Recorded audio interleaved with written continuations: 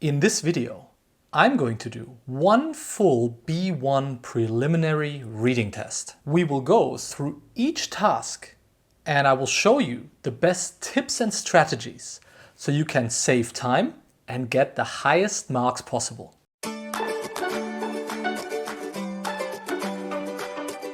Hi and welcome to Teacher Phil, where I help people like you pass their Cambridge exam. I often get messages from you guys telling me how much you like the videos about the different parts of the exam, but that you want to see them in practical examples. So I thought, challenge accepted. Challenge accepted. No. Let me film a walkthrough and show you how to follow my own advice in practice. To make it more realistic, I've chosen a test that I have never seen before or done with my students. So I don't know the questions either. I decided to use Exam Booster for B1 Preliminary and B1 Preliminary for Schools, which was published by Cambridge University Press in 2020 after the last update to the exam. Of course, there is a link to the book in the description box below if you are interested. I personally think that it's a really great book because apart from exam tasks, there are also a lot of practice activities that help you with language that is typical for the different parts of the exam. I also don't earn any money from sending you to this link.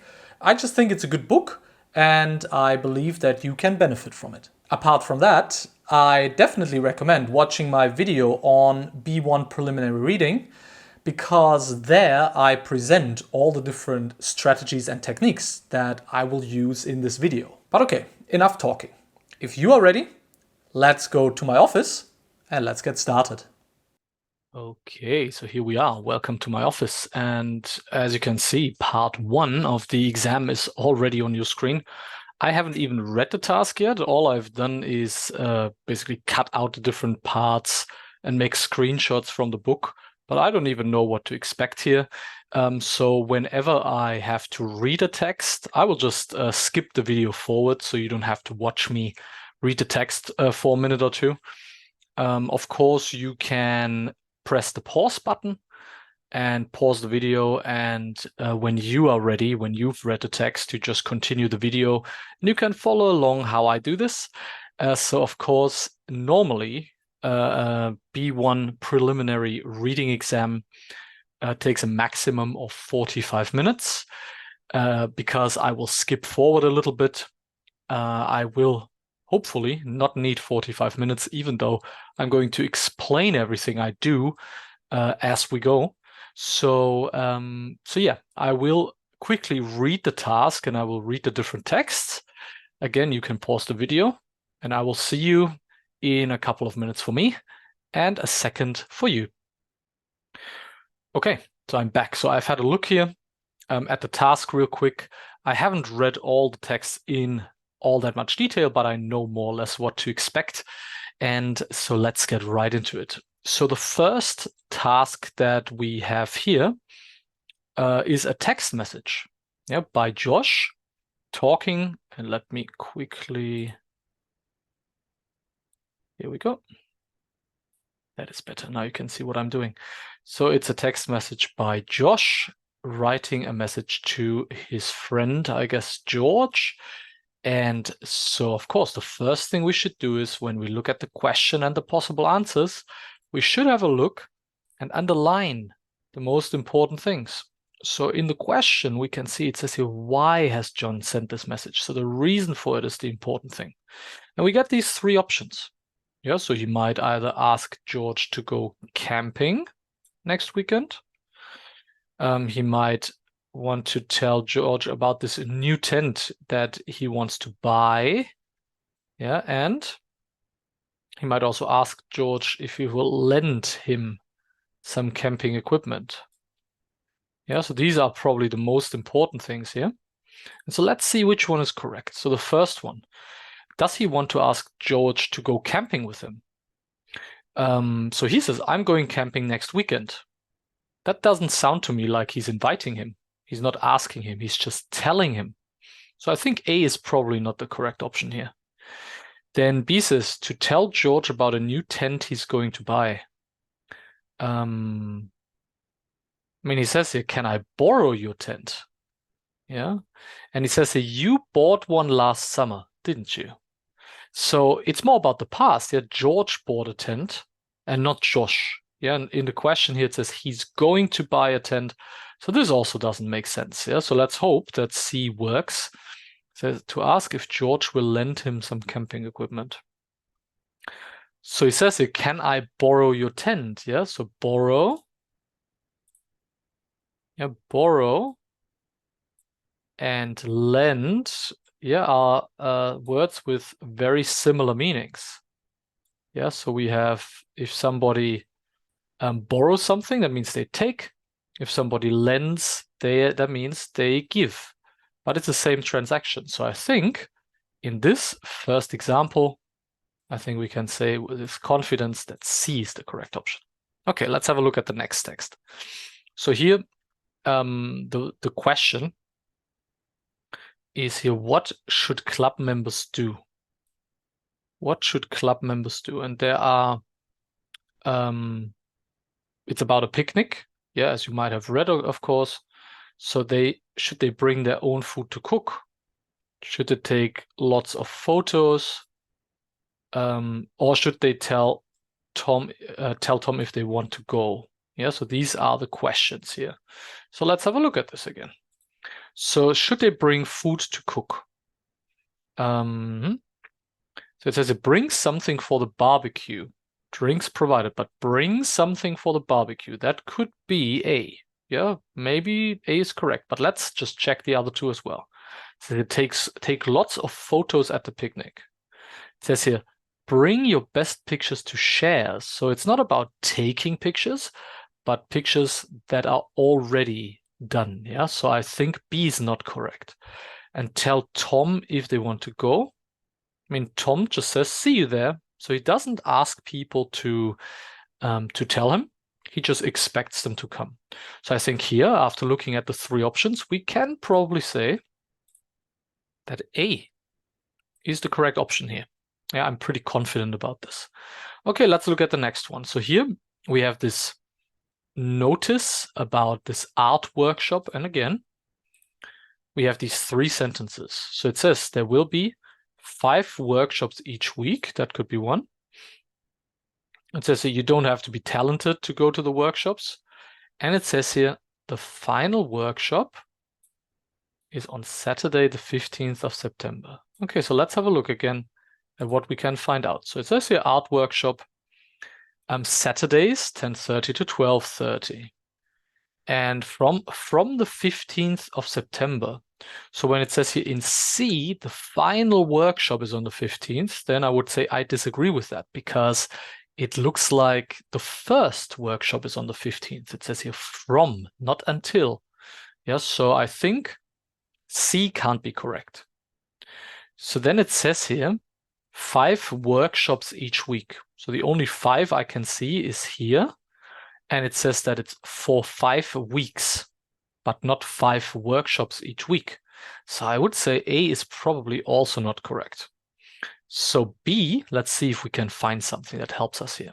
It says you don't have to be talented to go to the workshop. And it says here at the bottom, suitable for all abilities.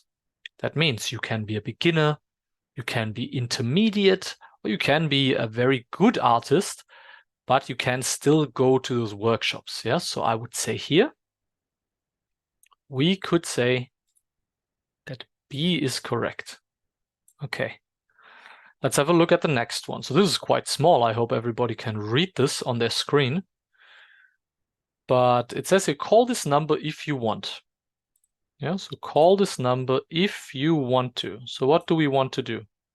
Yeah, and so I guess I don't have to underline this because the answers are very short. So you can play music with others, learn the guitar, or join a band. So again, let's see. So it says, if you enjoy playing the guitar and hanging out, making music, contact us, Neil and Joe. No plans to play as a band. Oh, okay, that's the first thing they say here. No plans to play as a band. So I think C cannot be correct here. Saying we have no plans. Okay, so C, we can eliminate. And it says here, we just relax and play. So again, it's not to join a band, but it's to play together. Yeah. Is it about learning the guitar? I don't think so. They don't advertise any lessons. It's just if you enjoy playing the guitar. So I think B is also not correct here. But if you want to play music with others, yeah, they say Neil and Joe, we just relax and play. So here I would say that A is the correct option. Okay, let me remove this. Let me make it green like the others. There we go. I think A is correct here. Okay, and let's look at the last one, where it talks about this stamp collection that somebody's trying to sell. And so here, we could either say that the stamps are all very old. Some of them are very unusual. Or you can buy just a few. You don't have to buy all of them. So let's see what it says. So it says here the stamp collection for sale, over 12,000 stamps from a range of countries. Okay, so there are a lot of stamps. It says some antique and rare items. Antique means old. Yeah, so A might be an option. Yeah, the stamps are, but it says here all very old, and it just says here that some are antique. So I'm not sure if A is correct. So let's continue. On offer as a collection only. Okay, so that means you have to buy all of them, which tells us that C is not the correct answer here. I think that doesn't work. Not as individual items. Yeah, so C doesn't work. So B says some of the stamps are unusual. Yeah, so here it says that there are rare items. That kind of means unusual. Yeah, and it says here some are rare, which makes me believe that B is a little bit better because it says in A that the stamps are all very old, but it just says that some are antique. B says some are unusual, and here it says some are rare. So I would say that B is correct here. All right.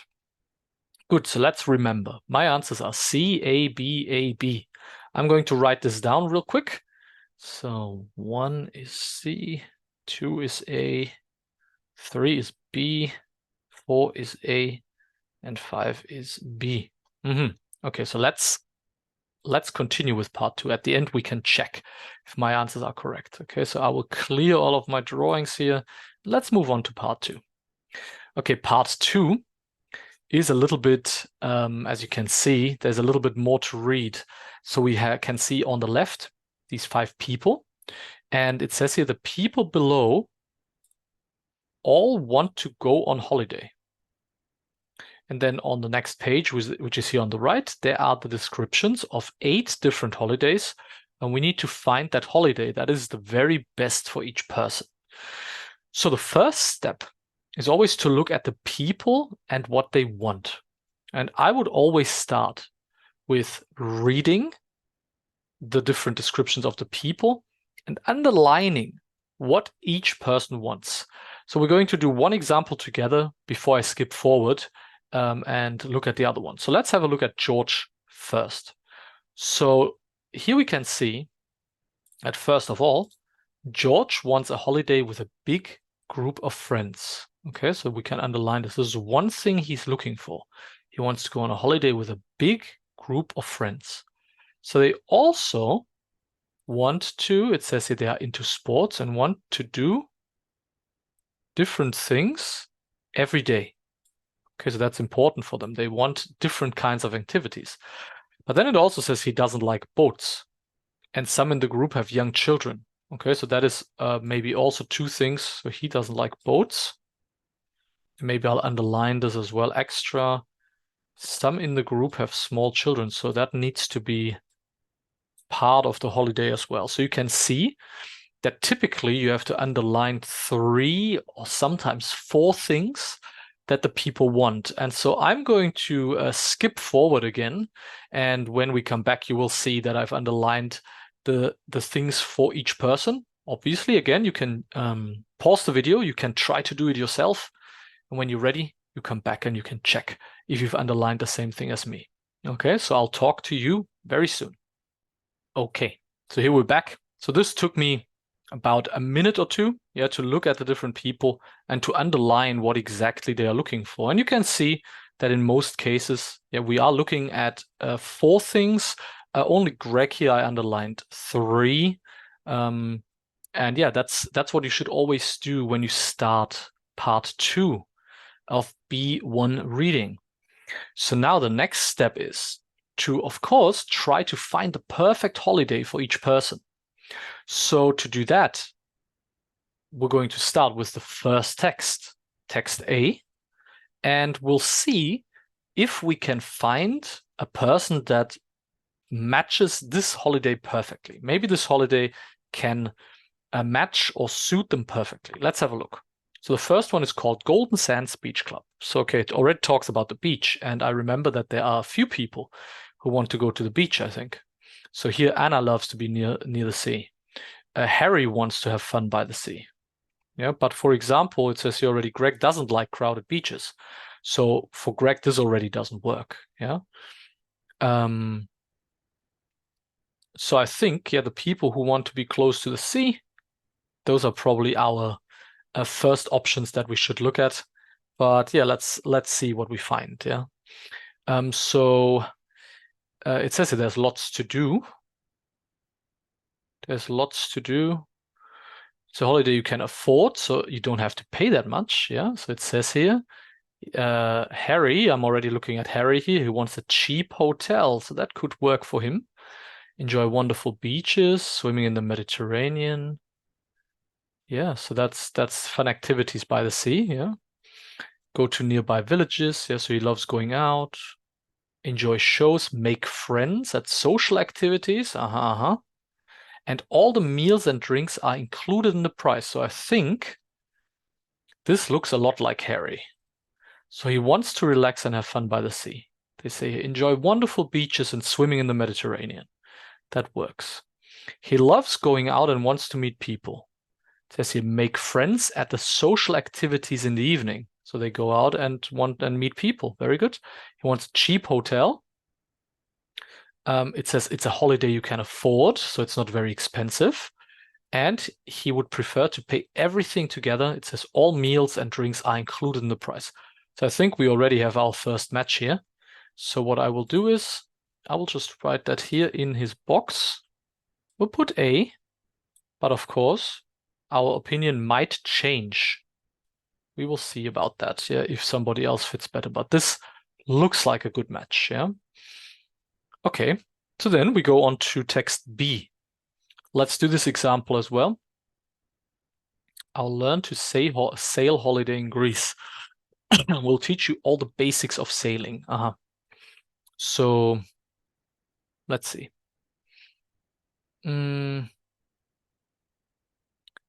Yeah, I mean, it's like a holiday that's by the sea. And Anna, she says that she wants to be near the sea. Yeah, George doesn't like boats, so I guess this doesn't work for him. He doesn't like the basics of sailing. Jess doesn't really talk about the sea, so maybe it's not the right thing for her. And again, Craig, he likes being alone. He doesn't really want to take a course, I suppose.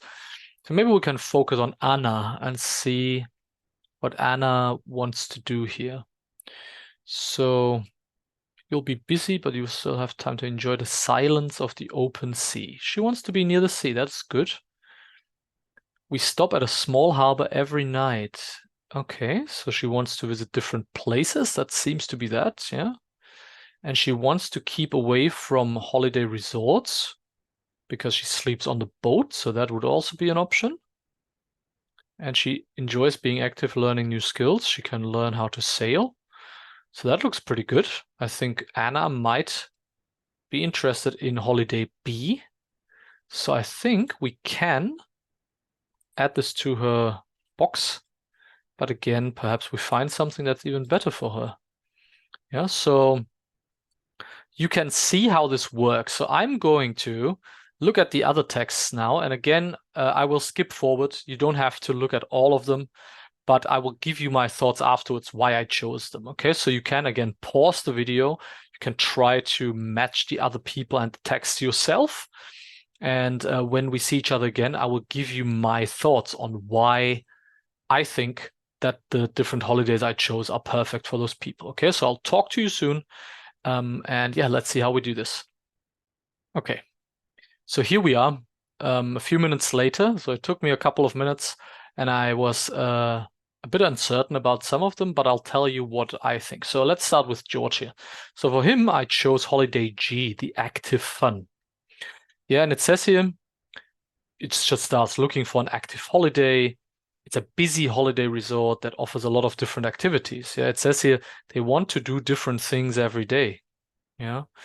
And it says here as well, fun for all the family. It says here if you're 5 years old or 55, so there are children in the group, yeah, young children, so that is good for them.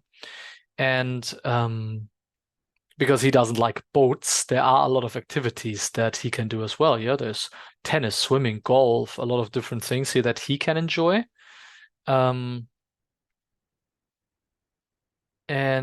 yeah, the only thing I wasn't sure about is the big group of friends, but I think because they say fun for all the family, I guess this is the best option I found for him. That's why I chose G.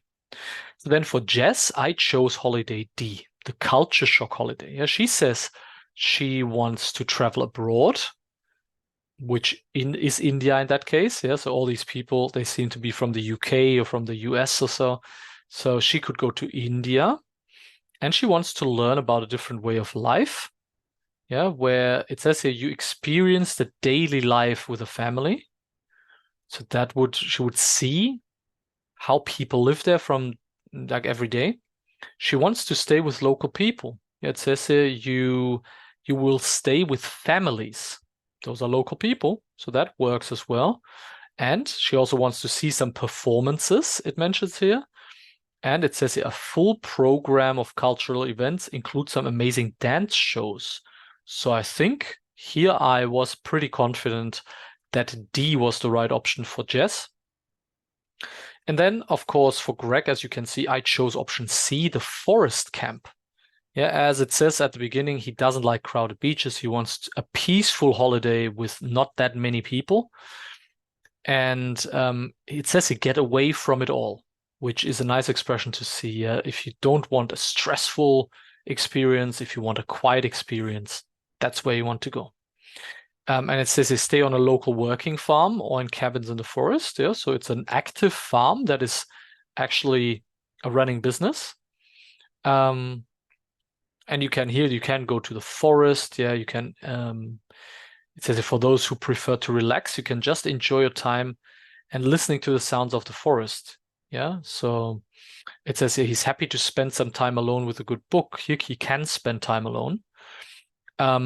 It says here you can explore paths through the forest with friendly guides. Yeah, he enjoys walking in the countryside.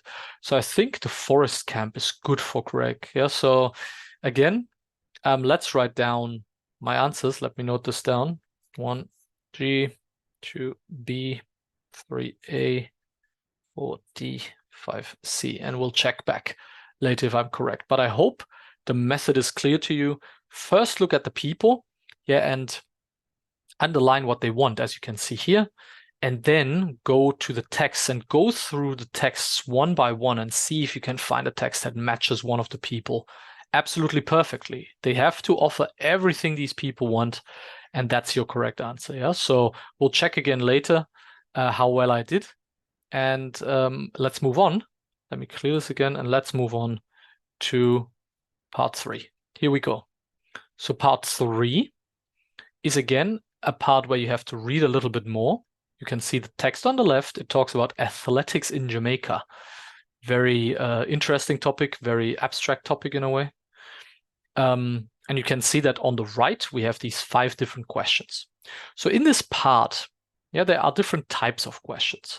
So some questions, they talk about some detail in the text, or you might have to look for some specific information. And then the last question typically asks you about the text as a whole. And often you have to find the statement that best summarizes it, or here it says which best describes the championships. So this text, we will see, I guess it talks about the Jamaica Schools Championships, but yeah, we will see. So step number 1 here is to read the text quickly, just so you get an idea what exactly it talks about. This should take you maybe 1 or 2 minutes. So you should try to read as quickly as you can, but also so that you can understand what it's about. So again, give me a minute to read the text. I will skip forward here so you can pause the video, read the text yourself, and when you're ready, we'll meet again and continue.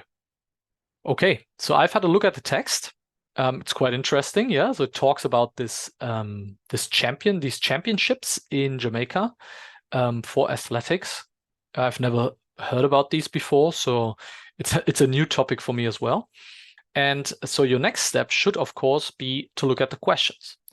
So I say look at the questions specifically because I don't want you to look at the answers.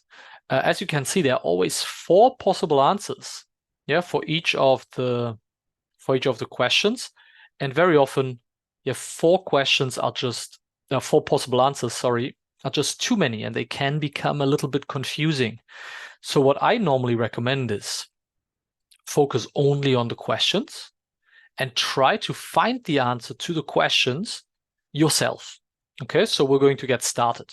So the first step, or the second step in this case, is to look only at the questions and underline the most important words in the questions. Yes, it says here, what does the text say? Okay, I guess we can just underline the whole question here, yeah. And let's move on to the second one. Yeah, what does Dwayne Simpson say? Okay, so what does Dwayne Simpson say? So a specific person. Okay, so we have to look at him. Then it talks about paragraph 4. What does the writer say about Jamaica's Olympic champions? Okay. Writers say about Jamaica's Olympic champions. Okay, that's interesting. And then here it talks about Nathaniel Day, and he says something about these championships, the event as well.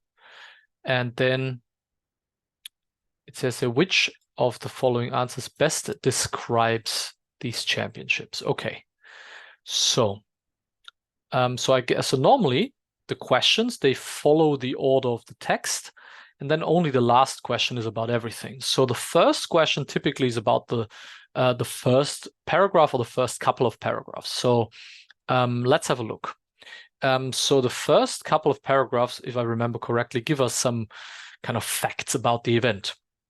For example, it says here, it started in 1910, 200 students, 30,000 people come to the event. You can watch it on TV. And they call it Jamaica's mini Olympics. It also says the people who compete, they take it very seriously. So it's a really important thing, yeah? So we have here different facts. And I think the gist or the summary of this is that it's an old event. Yeah, a lot of students take part, a lot of people watch it, and it seems to be very important. So let's have a look now at our possible answers, and let's see if we can find something here. Okay, I see. So here the answers, we have to find the one statement that is actually true, and I guess the other ones are false, because it says here 30,000 people watch them on TV, which is not a true statement, because in the text it says that it's 30,000 people that come to the event, and it says it is also shown on live TV. So it's not 30,000 people who watch it on TV, but 30,000 people who go. So A is not correct. Young athletes take part just to have fun. I think that's pretty clear that this is not correct, because they say the competitors take it very seriously. So it's not just fun, they want to win. They started over 100 years ago. So it says it started in 1910, so that could be correct, yeah? And some former students take part. No, I think that is also not correct. It says that 200 school students take part. It doesn't say that former students take part. So here, I feel quite confident that the correct answer is C. I think that is the only statement that is completely true. Okay, so then question number 2. What does Dwayne Simpson say about the championships? So here it says then Dwayne Simpson. You can see in the next paragraph, it starts talking about him. So what does he say about the championships? He has trained many young stars. And here, he believes the championships have an important role in the development of young athletes. And he also says they are the biggest school competition in the world, and others want to copy them. He thinks it gives them a reason to practice. They want to do well for their school, so they work and train together. Okay, so there are a few things he says. Yeah, there are a few things he says. So let's see which one we can find. So it says here, other countries should try to hold a similar competition. So when I look back at the text, it says here, other countries are now looking to copy them. So I think it's not exactly the same, because in the text it says other countries are already trying, and it doesn't say that it's his opinion that they should. So I'm not sure if A is correct here. I don't think so. And B says they have grown too big in recent years. They have grown too big in recent years. I don't think the text says this. It just says it's the biggest school competition in the world, so I don't think that is true. Yeah. They encourage young athletes to do their best. I think, yeah, that looks like something that we found in the text. Yeah, it says here it gives them a reason to practice. They want to do well, so they work and train together as a team, so they produce better results. I think that makes sense, yeah. And schools are always keen to do well. Yeah, I'm not sure that it talks about the schools. It talks more about the students that take part here. So I would also say again that C is the correct option. I think that matches most of what we found in the text. Yeah, the part where it says that they want to do well for their school, they want to work and train together as a team. So we found that as well. So I think C is good here. So then we move on to paragraph 1, 2, 3, 4. So this paragraph here. What does the writer say about Jamaica's Olympic champions? Okay, let's have a look. So in the text, it talks about Usain Bolt and that he failed to win a single race at the championships. The same thing, Veronica Campbell-Brown, she was always easily beaten in the lower age groups. So I would say that the text says here that even the Olympic champions said it wasn't easy for them. Yeah, that they didn't do well, but that later on they became champions. So let's see if we can find an answer that says something similar. They could beat even the oldest students. No. They occasionally lost races, but only to older students. That's also not really what it says. They tried much harder after losing their races as teenagers. Doesn't say that. They took time to develop into world-class athletes. I think that is what we found, yeah, that when they were younger, they didn't win, but then they needed some time to develop. So here, I think what matches most is D. Okay, let's continue here with question 4. So we move on to the next paragraph, I guess. So it talks about Nathaniel Day, a young runner from Britain. So what does he say about the event?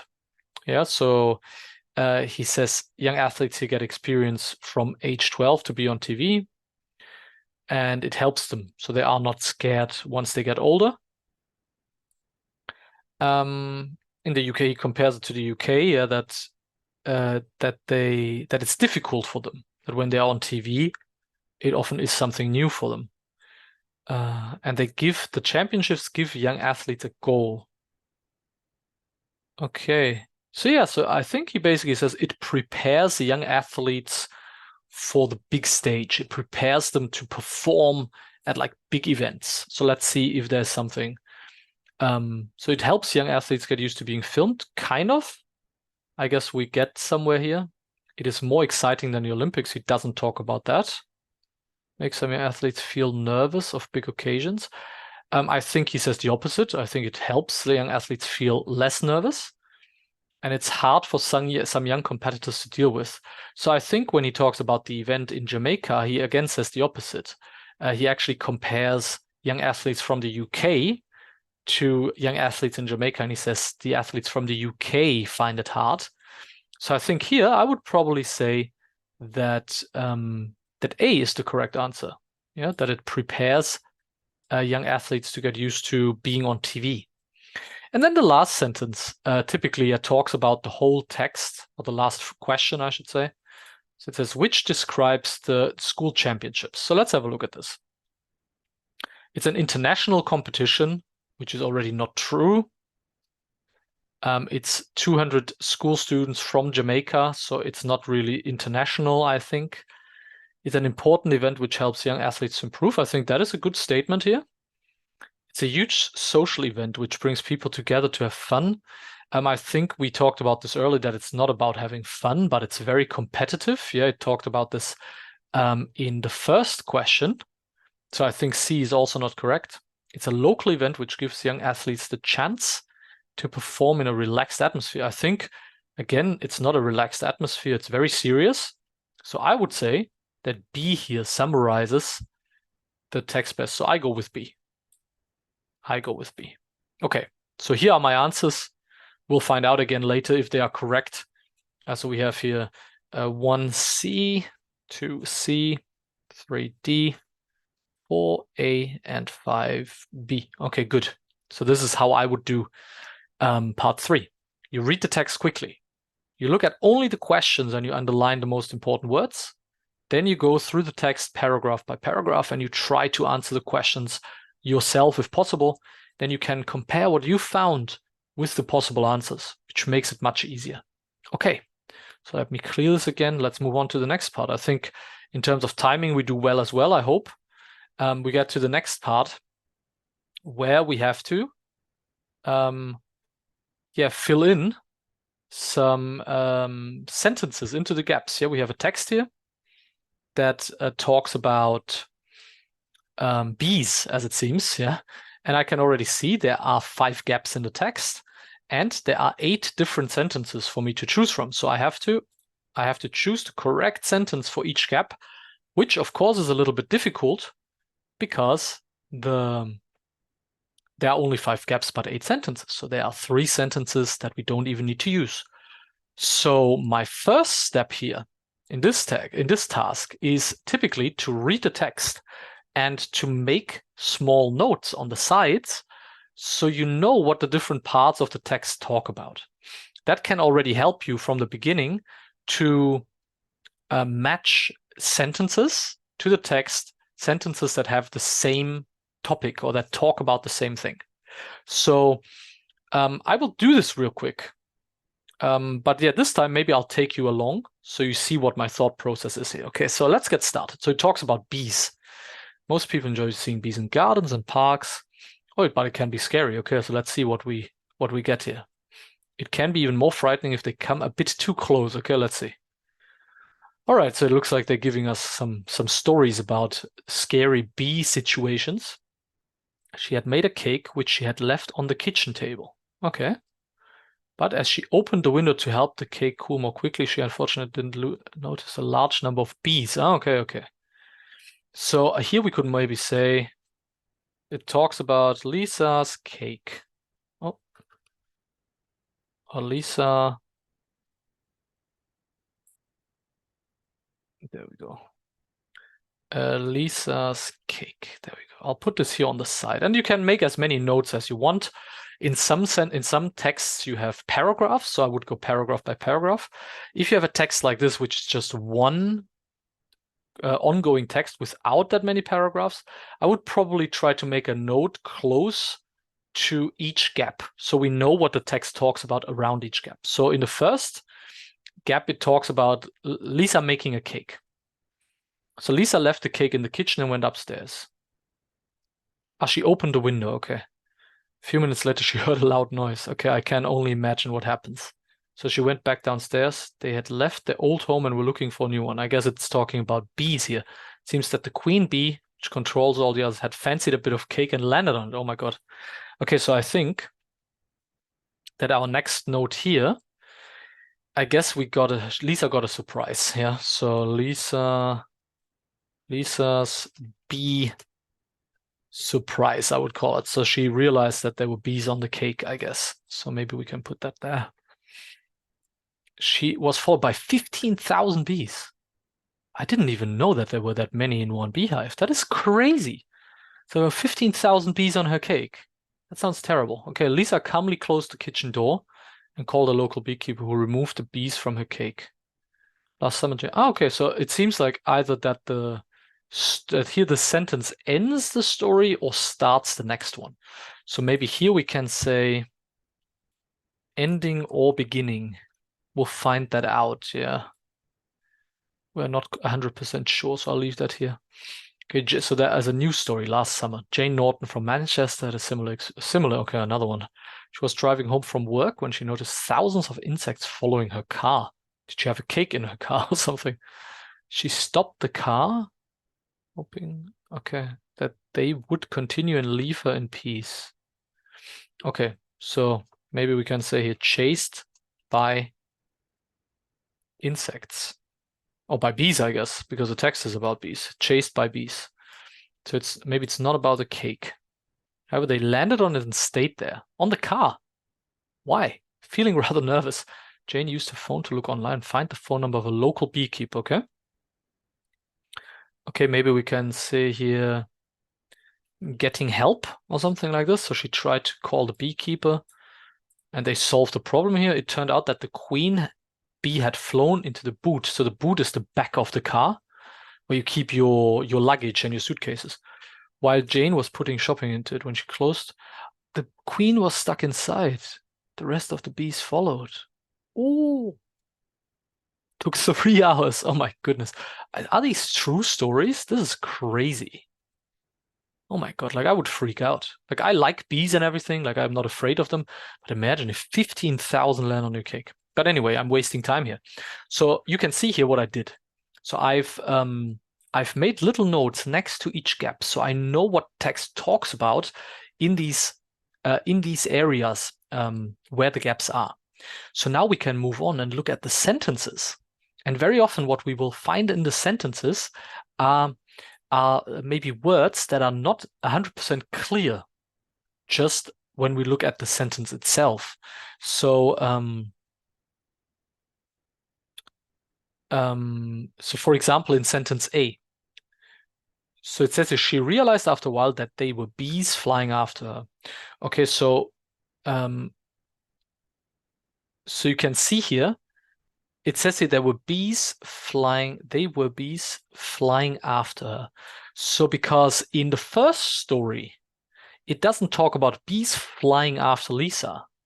It just says that it landed on the cake. But in the second story, the bees were following the car. So we can already say, okay, A is probably part of the second story if we have to use it, but not part of the first 2 gaps. So you can see we can immediately kind of eliminate some gaps, or we can narrow it down where the sentence might go. It says that there were still a few bees in the room, but the cake had disappeared. Okay, so here we can see that this sentence, yeah, because it says bees in the room, it talks about the cake. So we know this probably goes into one of the first 3 gaps if we have to use it.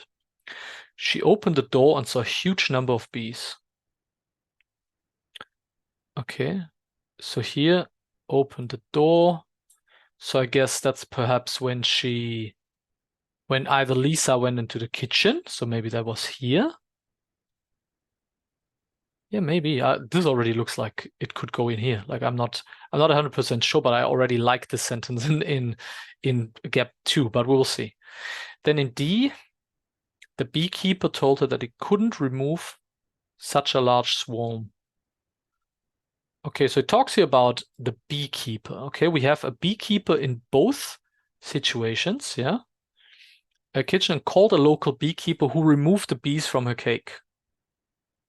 And then we have a beekeeper again in number 5. Okay, so I think this sentence could go into 3 or 5. So what you can do as well, you can already write maybe gaps. If you notice, you can already write maybe the gaps where the sentence might go if we have to use it. Yeah, so as I said, I really like C for number 2, so I already had an idea there.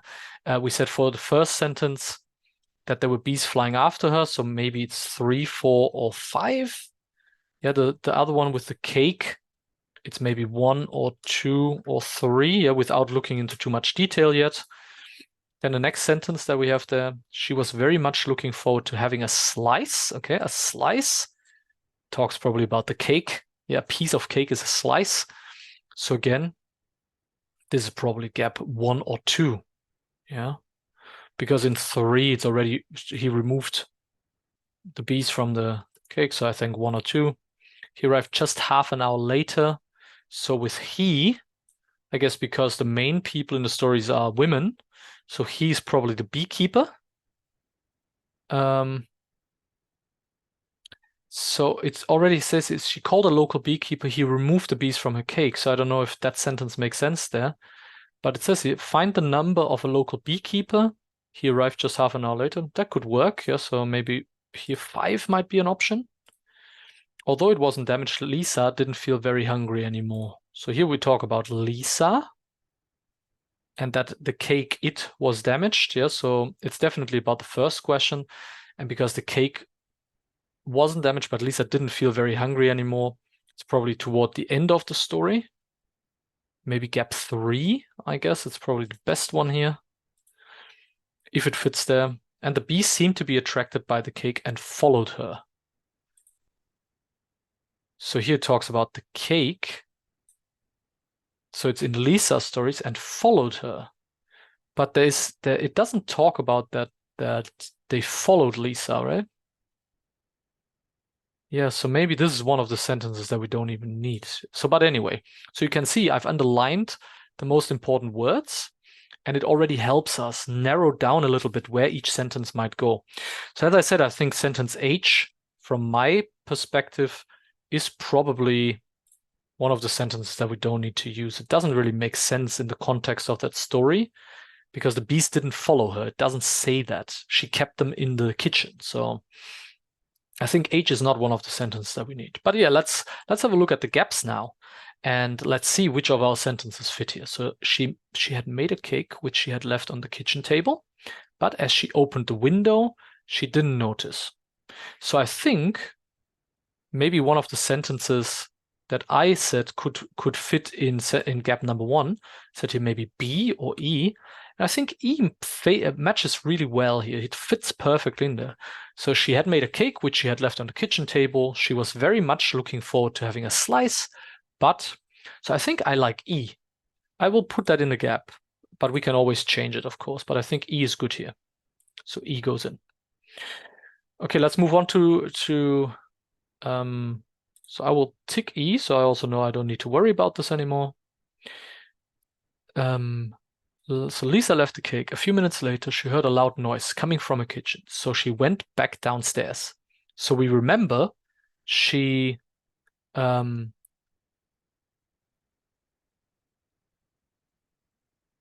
she went downstairs. There were still a few bees in the room, but the cake had disappeared. I mean, there were no bees in the room. And if it's a loud noise, it's just not just a few bees. So I think B doesn't fit here. Next one I said would be a good option is C. She opened the door and saw a huge number of bees. Because that makes sense, right? Because she heard a loud noise and there was a large number of bees. That makes sense. And we've already used E. So I like C. I hope you agree with me here. I like C for this gap. She went downstairs. Yeah, and when she opened the door, she saw a huge number of bees. I like that one. I'll tick C. Okay, let's look at the next one. So let's see if this is the ending of Lisa's story or the beginning of Jane's story. So it says she closed the kitchen door and called a beekeeper who removed the bees from her cake. I think I like sentence G here.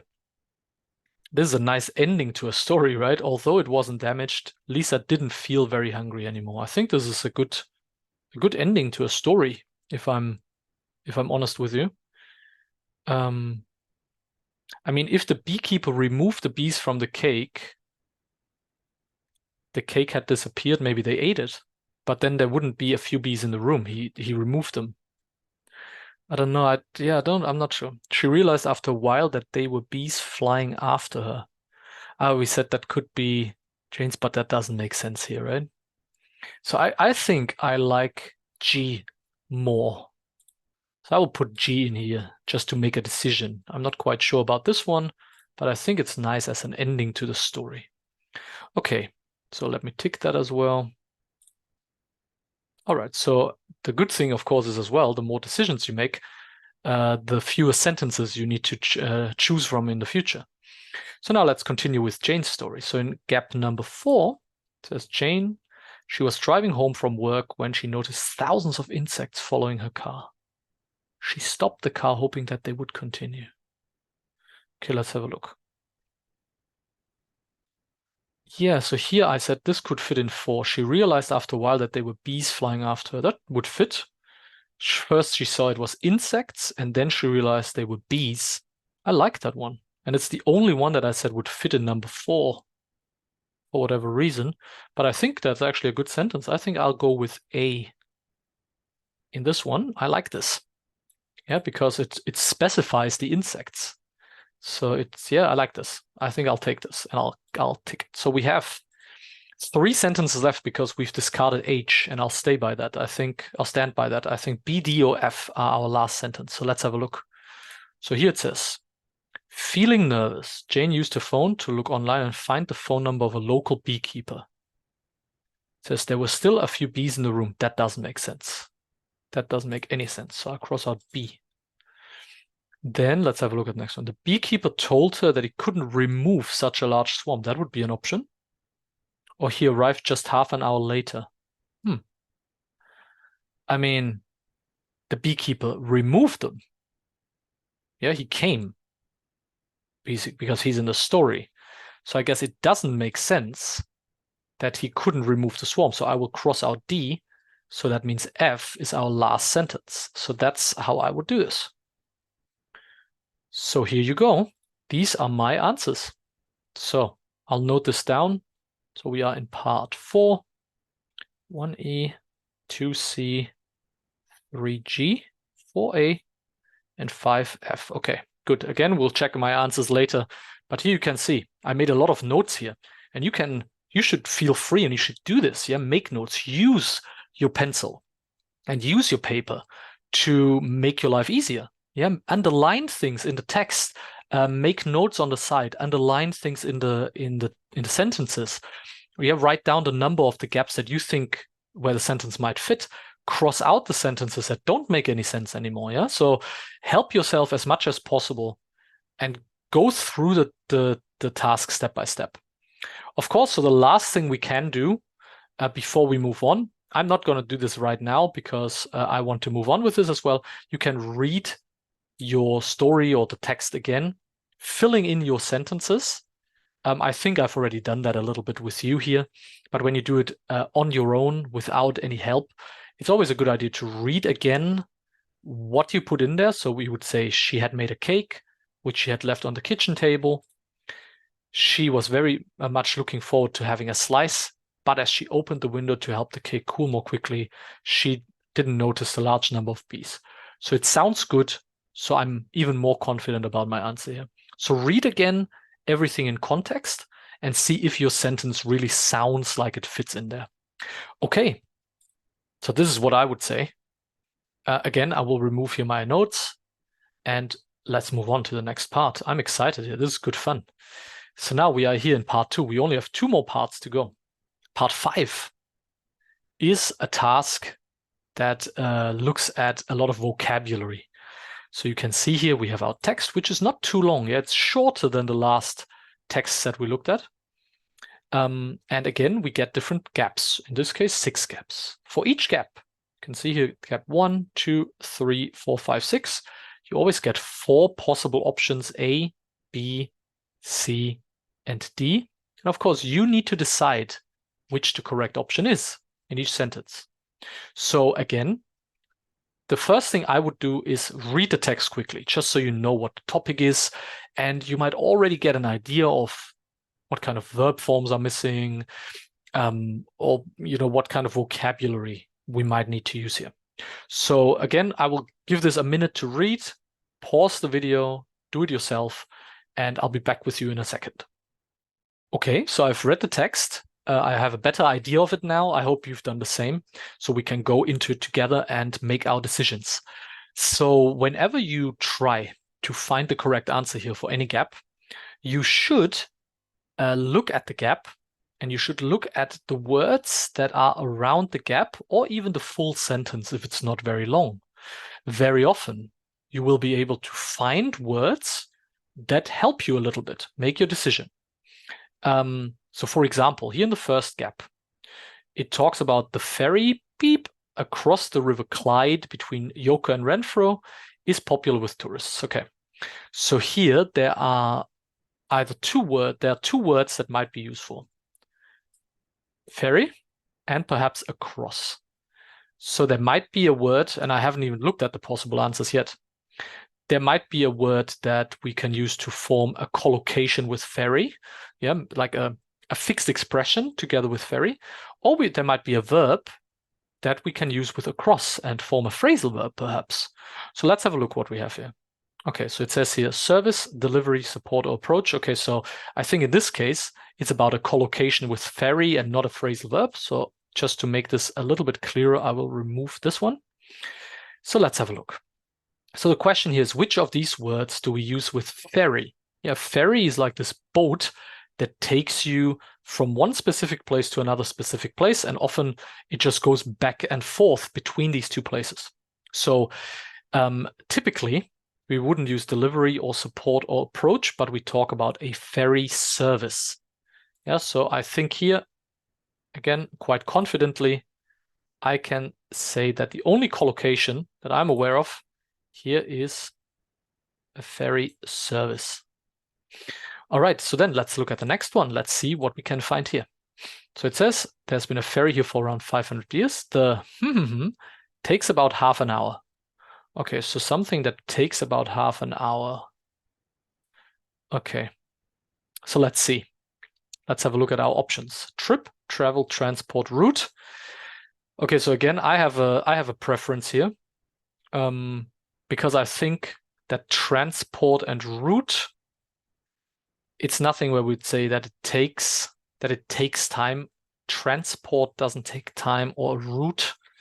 I think we would probably say something like a journey instead of a route.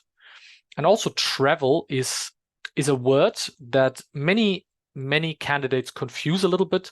A travel is a very general word. It's like it's almost like the name of the subject. When we talk about travel, yeah, we talk about things like trip, transport, route. So it's more of a category. So I wouldn't use it in a sentence like this. But again, I think the best word here that we can use with what I've underlined is trip. So I think, again, I'm quite confident here with option A. Yeah, another word that we might use here that's not an option is journey, the trip or the journey. But in this case, the trip means you go from A to B, and then you go back to A. That's a trip. Yeah, you return. So that's why trip here is probably the best option. Okay. Then it says if for a longer boat ride, you could try one of the cruises on the Clyde. So it changes the topic a little bit. So it says that the cruises at the Riverside Museum. Okay, so I already see there's a preposition.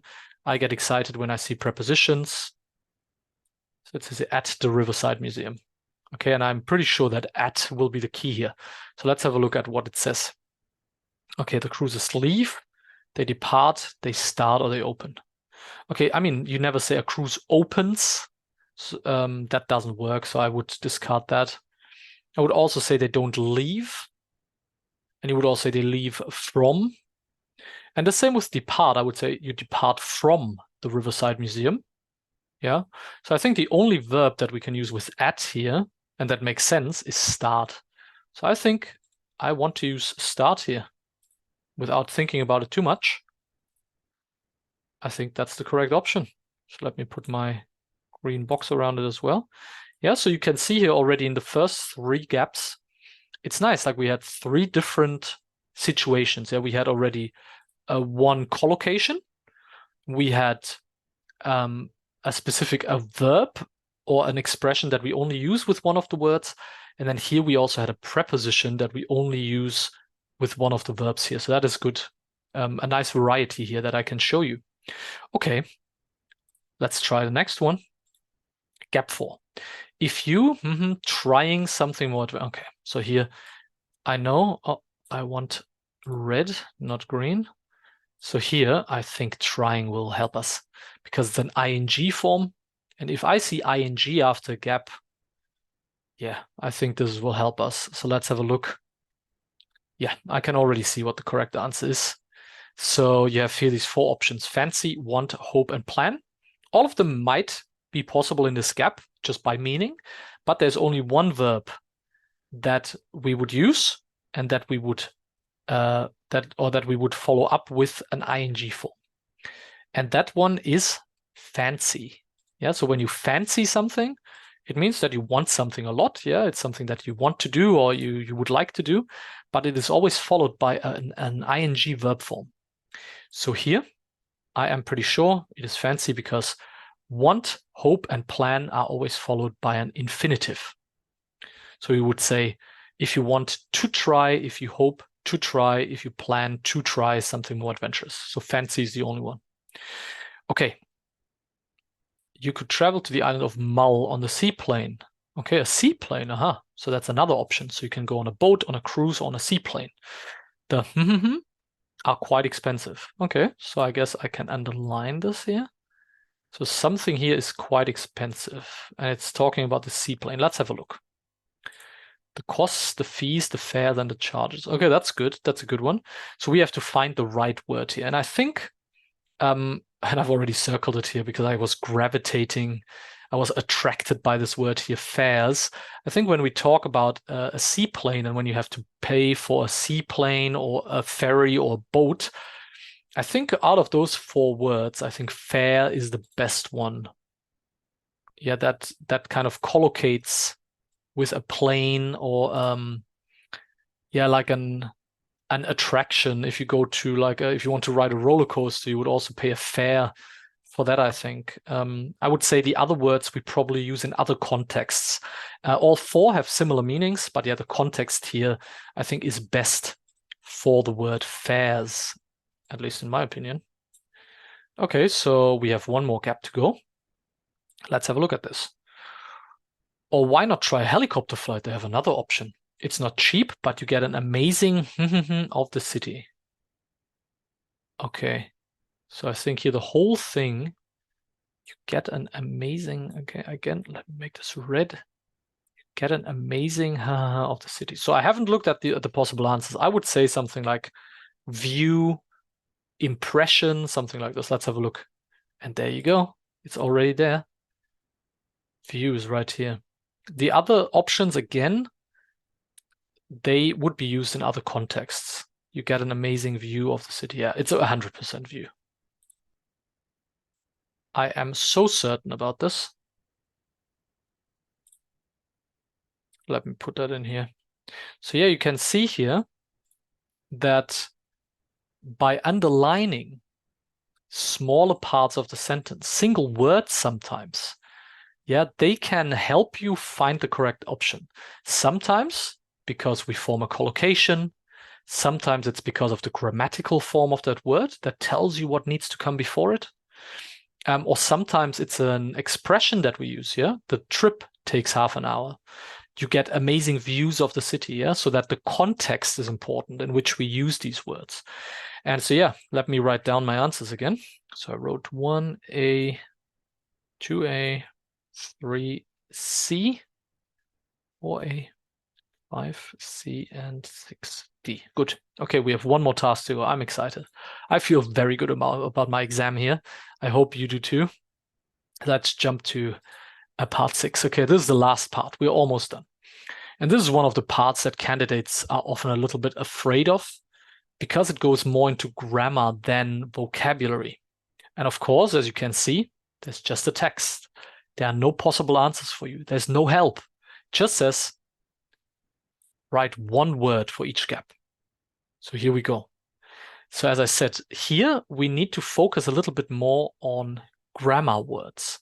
Things like pronouns, auxiliary verbs, conjunctions, articles, things like these.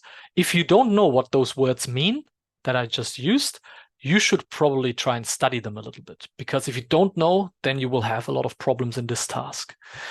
But the technique and the strategy is basically the same as in part 5. Step 1, you read the text quickly. You can see it's not a long text, so it should take you maybe a minute or two to read this. So why don't you pause the video one last time? I will read the text real quick, and when you are ready, continue the video and we can continue with the task.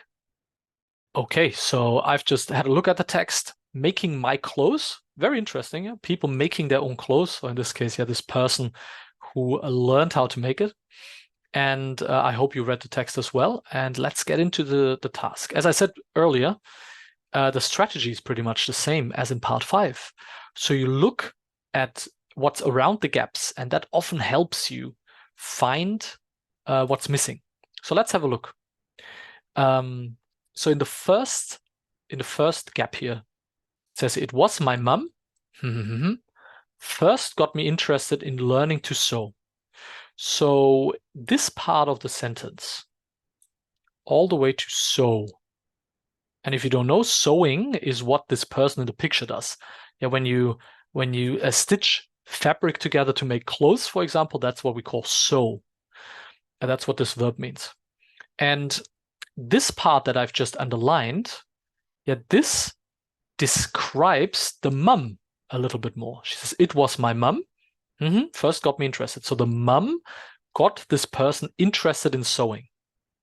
So whenever we do this in English, yeah, when we use a clause like this to describe a word from earlier in the sentence, we call this a relative clause. Again, if you're not sure what a relative clause is, you should probably study this.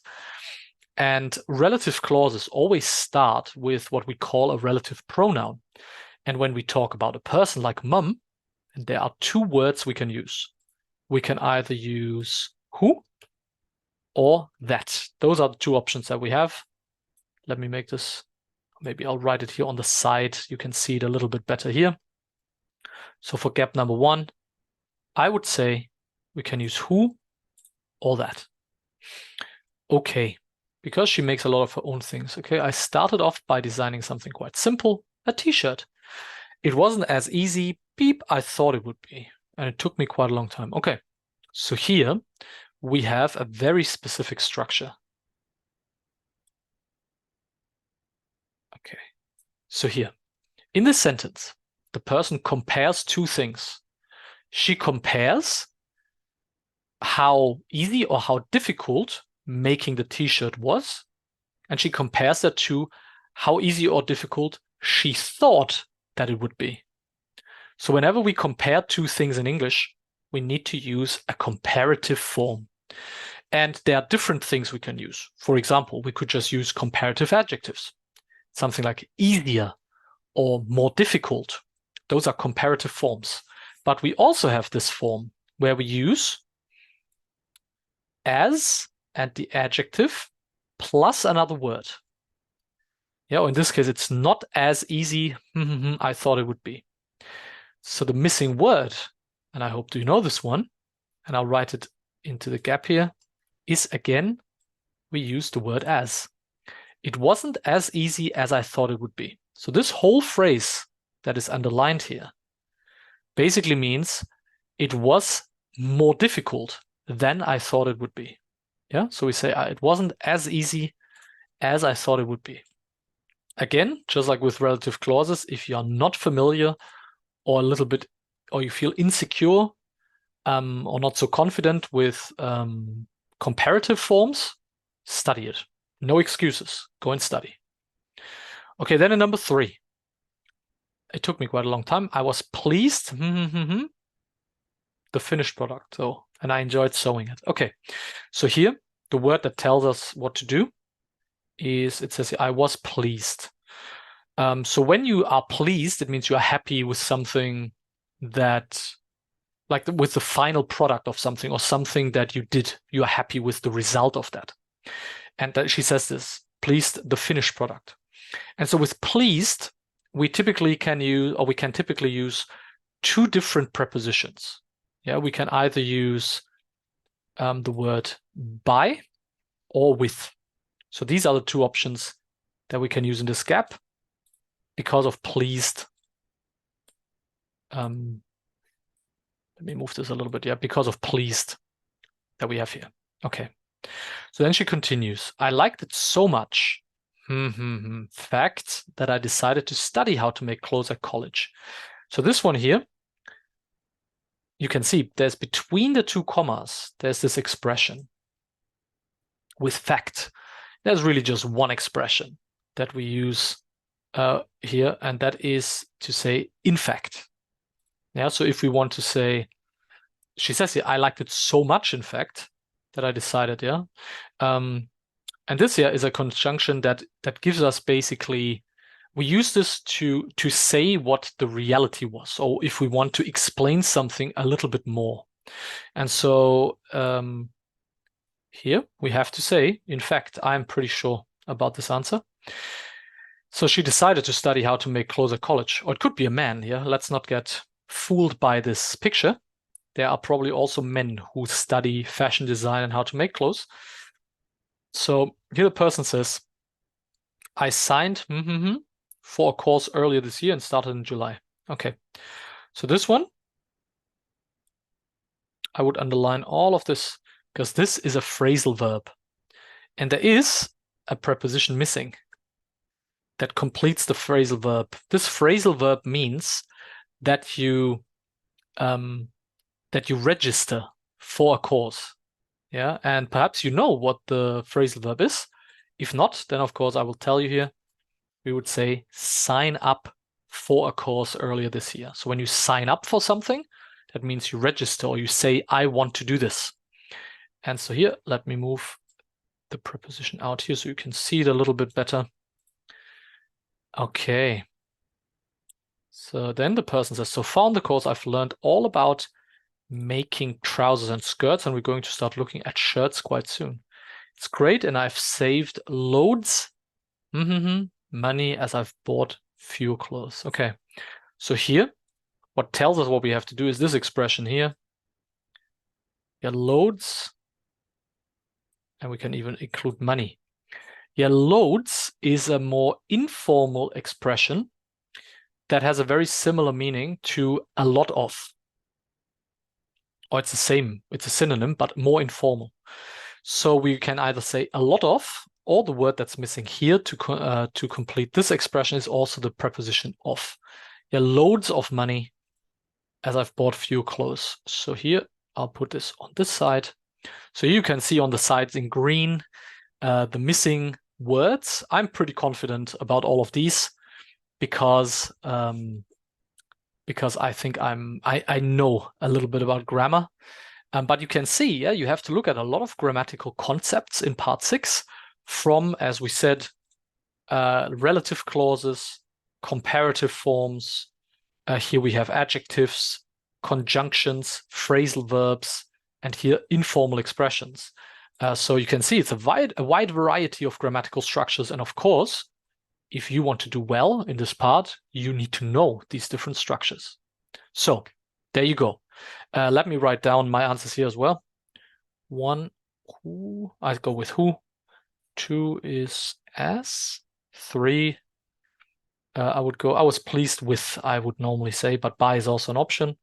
4 is in. 5 is up. And 6 is off. Okay, so I've written down all my answers. I hope you've kept track of what I've said. And so yeah, let's have a look at the correct answers here. And let me remove this first. And I'll go back to part 1. We'll start there. So I have the correct answers here somewhere as well. Let me open this up. Okay, so my answer for number 1 here was C, and this is correct. Hey. For number 2, I said A, also correct. For number 3, I said B, is also correct. For the 4th one, I said A. That's good. And number 5, I said B, that's also correct. 5 out of 5 for Phil. Woohoo! Well done, Phil. Okay, so the next one. Let's go to number 2. So I said for George, if I remember correctly, I said here G, yeah. And G is once again the correct option. I'm very happy here. For Anna, I said option B.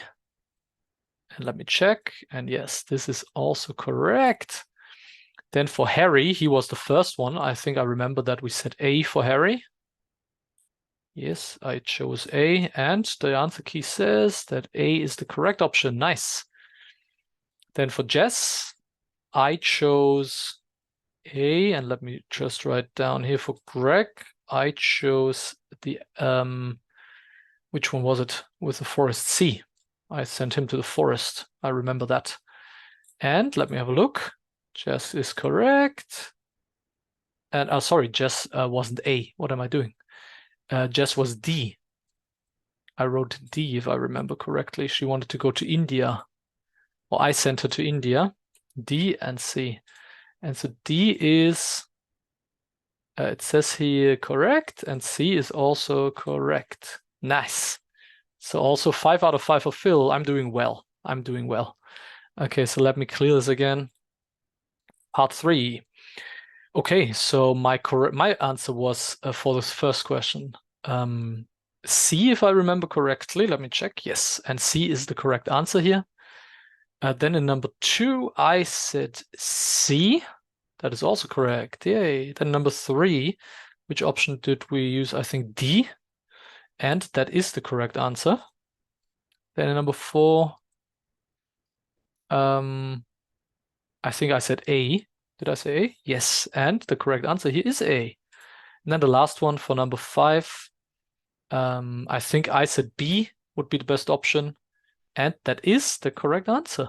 So again, I got these right using my own tips and strategies. All right. Next one. This one might be the hardest part for many candidates.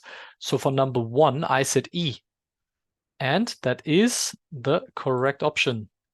Then for number 2, I chose sentence C, and that is also correct. Nice. Then for 3, I chose sentence G, which also works. For number 4, I chose A, if I'm not wrong. Yes, and that is also good.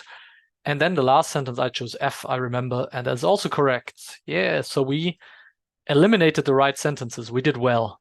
Okay, let's move on to part 5. And let's see how we do there. So sorry, I just had to close the door. My vacuum cleaner goes on a journey here. So here we are in part 5. Let's have a look at the correct options here. So for number 1, we chose A, which is the correct option. Then in number 2, maybe I can put this next to the word here. Then for number 2, I said trip. That is also correct. For number 3, we chose start. That is also the correct option. Number 4, we said fancy because of the ing form. That is also correct. For number 5, I chose fares, which is also correct. Yeah, the fare for seaplane. And the last one, I was 100% sure this must be view. And I was correct again. Nice. Okay. So far, I've got all the answers correct. Let's have a look at the last one as well. So I said that the correct answer would be who or that. And I am pretty sure that that's correct. Yes. So we can say who or that. Maybe I'll write the answers in there again on the side. So who or that is the correct answer here. Let me change this real quick. There we go. Then in number 2, I said as. That is also the correct answer. I'm pretty confident here that I got these ones right. Then pleased with or pleased by. Yeah. Exactly. Number 4, I said in fact. That's what the answer key tells me as well. Good work, Phil. Then the phrasal verb, I'm pretty sure that this is signed up for. Yes, I'm correct. And then in the last one, I said loads of money. And that is also the correct answer. Phil got all the answers right. Yay. I guess I should as an English teacher. But I hope, and let me clear all of this. But I hope, of course, that this little walkthrough was helpful for you to see how you can use the strategies that I use in my other video and or that I tell you about in the other video. And you can see them here in practice and how I use them. And again, yeah, use your pencil. Don't be afraid of making notes and underlining things and helping yourself as much as you can, yeah? And so, yeah, I hope you were able to take away a few useful things from that. And let's go back to my living room to finish the video. Thank you for watching the video until the end. Now you've seen my different strategies and techniques in action in a real B1 preliminary exam. Of course, I hope it will give you a little bit more confidence with your own practice and for your official exam. If you want, I can also be your teacher. I offer online classes as well as writing feedback. And you can also follow me on my other social media to get even more of my content. All the links are in the description box below, and I see you in the next video.